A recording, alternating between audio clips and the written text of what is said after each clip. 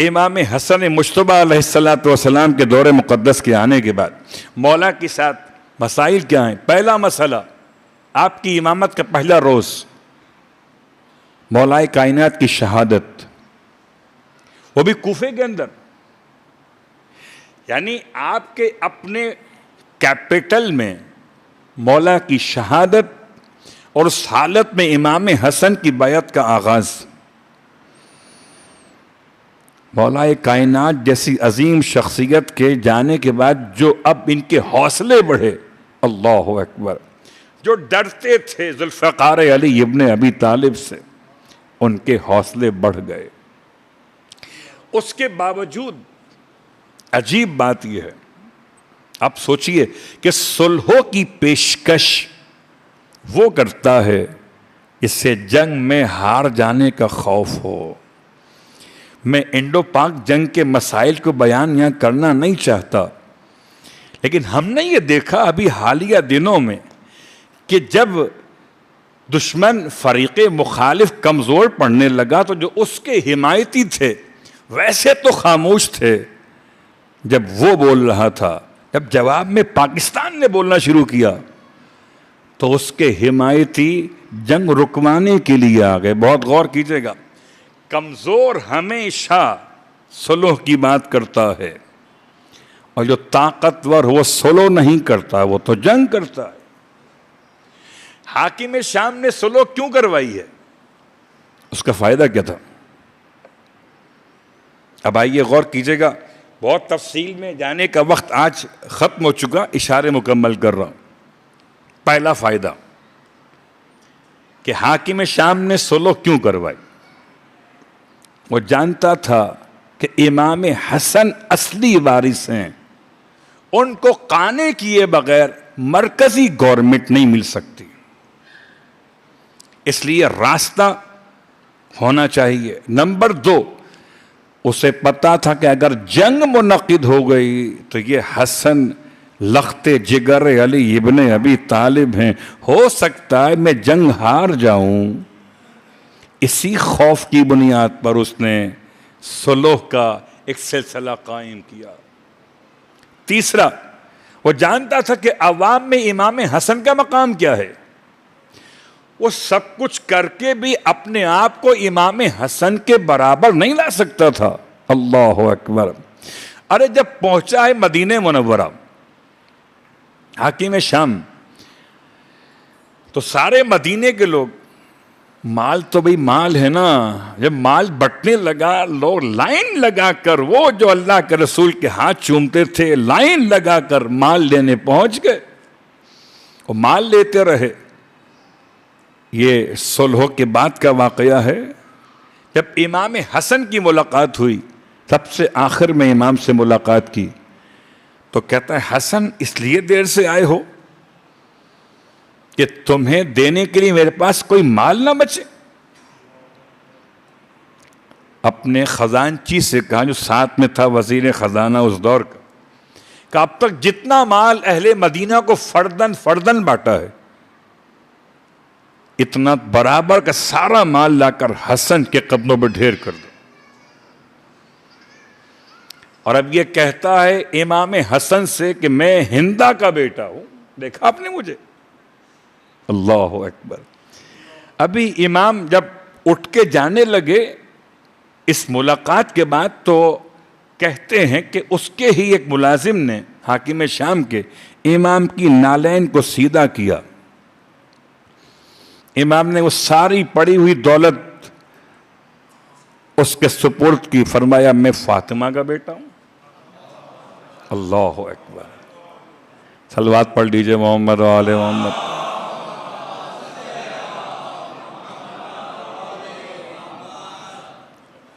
اور یہ ان مسائل کے بیان کے ساتھ اب ایک تجزیہ آخر میں آپ کی خدمت میں اور پیش کرنا چاہوں گا کہ صلح کے معاملات میں حاکم شام کے فوائد کیا تھے۔ حاکم شام جانتا ہے کہ امام حسن کے اصلی وارث کے قانے کیے بغیر، اگر وہ امام کو اصلی وارث نہ جانتا تو امام کی پہلی شرط کینسل ہو جاتی ہے۔ دوسری شرط کیا تھی؟ دہرا دیتا ہوں. پہلی شرط تھی کہ حکومت حوالے کی جا رہی ہے. دینے والا ہاتھ اوپر ہوتا ہے, لینے والا ہاتھ نیچے ہوتا ہے. حکومت حوالے کی جا رہی ہے اس شرط پر حاکم شام کے نام کے ساتھ کہ یہ کتاب خدا, سنت رسول خدا اور سیرت خلفائے صالحین پر روش اختیار کرے گا. تو شرطوں سے باندھ کر امام نے وہ جو اسلام کا مخالف ہوا چاہتا تھا اسے اسلام کی سرحد کا محافظ بنا دیا. اس شرط کے ساتھ کتاب خدا, سنت رسول خدا.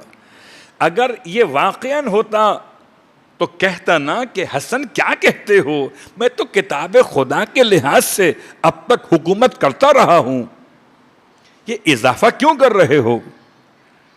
میں سنت رسول خدا پہ عمل کرتا رہا ہوں, آپ کیوں لکھ رہے ہو اس کو؟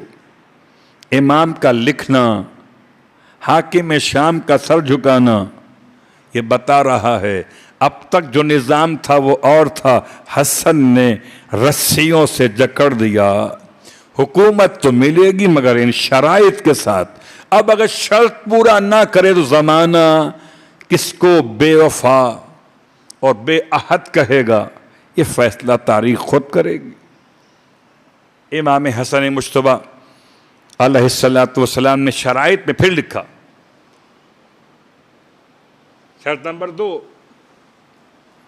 لکھا میرے مولا نے کہ جب اس کے بعد حاکم شام کے بعد معاویہ کے بعد اب یہ حکومت واپس حسن کی طرف آئے گی, جس نے دی ہے وہ واپس لے لے گا, اور اگر وہ زندہ نہ رہا تو اس کے بھائی حسین کو ملے گی. حاکم شام کو اختیار نہیں کہ اپنے بعد اس حکومت کے لیے کسی کو جانشین بنائے.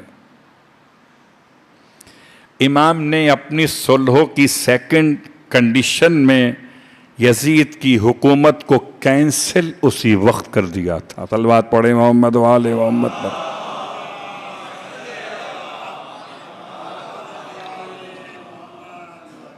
اور یاد رکھیے یہ صلح کی شرائط زبانی یاد رکھنا آپ کی ذمہ داری ہے, تاکہ آپ بتا سکیں کہ تاریخ میں ہوا کیا ہے. اس کو بیعت کا نام دیا جاتا ہے, یہ بیعت نہیں ہے, یہ سیز فائر ہے, اور سیز فائر وتھ کنڈیشن کے ساتھ ہے, اور ساری کنڈیشنز امام حسن کی لکھی ہوئی ہیں. اللہ اکبر. اس کے بعد تیسری شرط کہ یہ حاکم شام امیر المومنین کو گالی نہیں دے گا, خاص نماز کی قنوت کے اندر, خاص خطبات کے اندر, اور جب بھی ذکر علی کرے گا سوائے خیر کے کچھ نہیں کہے گا. اگر یہ نہ کر رہا ہوتا تو کہتا نا کہ یہ شرط بیکار ہے, میں تو احترام کرتا ہوں علی کا. امام کا شرط لکھنا, اس کا قبول کرنا, اس کے گناہ کا اعتراف ہے کہ نہیں ہے. آج کے دور میں لوگ کے سب اچھے, کس نے شروع کیا سب و شتم, کس نے خطبے کا حصہ بنایا لفظ سب کو شتم کو. اللہ اکبر. اب آئیے اس کے بعد امام نے چوتھی شرط میں لکھا کہ جو ایک خاص علاقہ اہواز کے قریب ہے, اس علاقے کا نام ہے دار آب جرد یا آب جراد یا جراد. فارسی کا لفظ پرانی فارسی کے لحاظ سے کہ اس علاقے سے ایک منسلک خاص شرط ہے مولا کی. فرماتے ہیں پہلی بات تو یاد رکھو شرط نمبر 4 میں کہ کوفے کا بیت المال اس میں شامل نہیں ہے.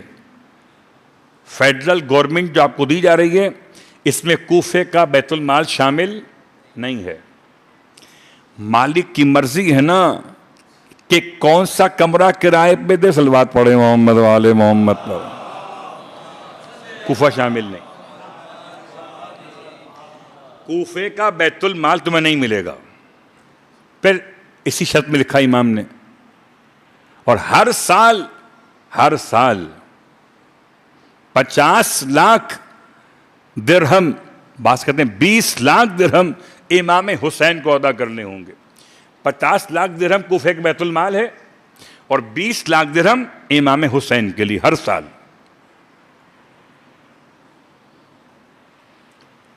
اور اس کے بعد امام نے لکھا کہ جو خاندان بنی ہاشم کے لوگ ہیں ان کو انعامات میں باقی خاندانوں پر ویسی ہی عزت دی جائے گی جیسے اللہ کے رسول دیتے تھے.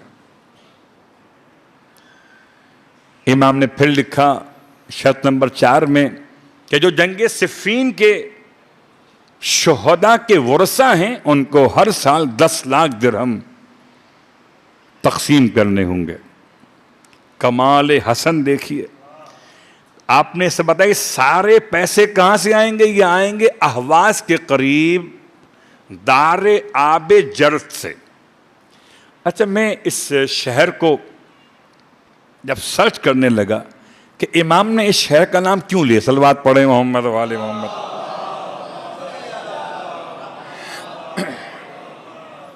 تو بالکل اس کے بارے میں اسلامی فتوحات کے باب میں لکھا ہوا کہ ایران یا فارس کے 3 بڑے شہروں میں 4 بڑے شہروں میں ایک شہر ایسا تھا کہ جہاں لشکر اسلام اس دور میں بغیر جنگ کے مالک بن گیا. اس شہر کے لوگوں نے اپنے آپ کو وڈرا کر لیا. لشکر اسلامی سے مقابلہ کرنے کے بجائے نہ کوئی جنگ ہوئی, نہ تلوار چلی, نہ گھوڑے دوڑے, نہ مسلمان آگے بائے. اگر کوئی ایسی زمین حاصل ہو جائے تو پیغمبر کے لحاظ سے قرآن کہتا ہے مال فے ہے, اور مال فے مال محمد مصطفیٰ ہے, اور پیغمبر کے بعد اولاد محمد مصطفیٰ ہے. تو یہ شہر خاص تھا. فرمائیے سارے پیسے کہاں سے ارینج ہوں گے؟ اس شہر سے ہوں گے. اس شہر پر گورنمنٹ کا کوئی رول نہیں چلے گا پیسے کے اعتبار سے. شرط نمبر 4. شرط نمبر 5 اور آخری شرط, اسی شرائط کو بعض نے 12 کر دیا ہے, میں نے 5 پڑھی ہیں آپ کے سمیٹتے ہوئے. آخری شرط کیا تھی؟ امن و امان. فرمایا کہ جتنے بھی افراد ہیں عراق میں, شام میں, کالے ہوں, گورے ہوں, عربی بولنے والے ہوں, فارسی بولنے والے ہوں, سب کو امن حاصل رہے گا. اور خاص طور سے شیعان علی ابن ابی طالب علیہ السلام کے لیے امن و امان رہے گا. پرانی فائلیں نہیں کھولی جائیں گی. میرے الفاظ ہیں یہ کہ یہ علی کا محب تھا, علی کی گورنمنٹ میں, یہ حسن کا محب تھا, حسن کی گورنمنٹ میں, تو اس کا گھر توڑ دو, دکان جلا دو. امام نے شرط نمبر 5 میں باؤنڈ کر دیا, نہ کسی کا گھر جلا سکتے ہو, نہ دکان توڑ سکتے ہو, اس بنیاد پر کہ ماضی میں وہ کس گورنمنٹ کے ساتھ تھا. امن اور امان, 5 شرطیں. اور اب آئیے ان 5 شرطوں کا حشر کیا ہوا. اب جب اس نے حکومت لے لی امام حسن سے ان شرائط کے ساتھ, جو پہلا خطبہ دیا ہے حاکم شام نے, تو کیا کہا تھا کہ میں نے سلو اس لیے نہیں کی کہ تمہیں نماز پڑھاؤں, میں نے سلو اس لیے نہیں کی کہ تمہیں روزہ رکھواؤں, حج کرواؤں, میں نے سلو اس لیے کی ہے کہ میں تمہاری گردنوں پر حکومت کروں. اللہ اکبر. اور اس کے بعد سے ظلم و ستم کا بازار مسلسل گرم ہے. مولائے کائنات کے شیعوں کے ساتھ کیا کیا جاتا تھا؟ زندہ انسانوں کی آنکھیں نکالی جاتی تھیں.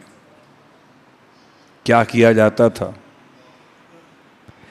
ان کا سر تن سے جدا کر کے, ہاتھ پاؤں کاٹ کے, ان کے بدن کو درختوں پہ ایسے لپیٹا جاتا تھا جیسے تصویر بن کے رہ جائے.